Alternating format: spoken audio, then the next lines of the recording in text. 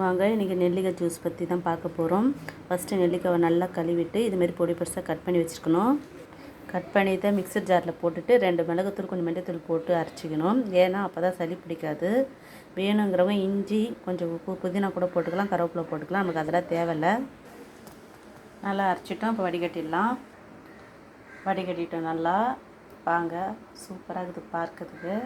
நெல்லிக்காய் ஜூஸ் ரொம்ப உடம்புக்கு நல்லது, நோய் எதிர்ப்பு சக்தி கிடைக்கும். கல்லீரல் பாதிப்பு இருக்கிறவங்களும் இதை ரெகுலராக எடுத்துக்கோங்க. உடம்புக்கு ரொம்ப ரொம்ப நல்லது. மேக்ஸிமம் நீங்கள் எல்லாருமே எடுத்துக்கலாம், கவலைப்படுத்துகிற. கல்லீரல் பாதிப்பு இருக்கிறவங்க, நோய்வாய்ப்பட்டவங்க தான் எடுத்துக்கணும். இல்லை, நம்ம ரெகுலராக இது எடுத்துக்கினாலே நோய்வாய்ப்பட மாட்டோம். குழந்தைங்களுக்கு கொடுங்க கம்பல்சரி. ஏன்னா இக்காலத்தில் வளர குழந்தைங்க எல்லாம் நோய் எதிர்ப்பு சக்தி இல்லாமல் வளருதுங்க. கம்பல்சரி குழந்தைக்கு கொடுங்க. நானும் என் குழந்தைங்களுக்கு கொடுக்க போகிறேன். அவ்வளோதான். இன்றைக்கி நெல்லிக்காய் ஜூஸ் தான் ஸ்பெஷல் இன்றைக்கி எங்கள் வீட்டில். வாங்க எல்லோரும் குடிக்கலாம். கண்டிப்பாக வீட்டில் ட்ரை பண்ணி பாருங்கள். Okay bye. ட்ரை பண்ணி பார்த்துட்டு எப்படின்னு கமெண்ட்டில் சொல்லுங்கள். ஓகே.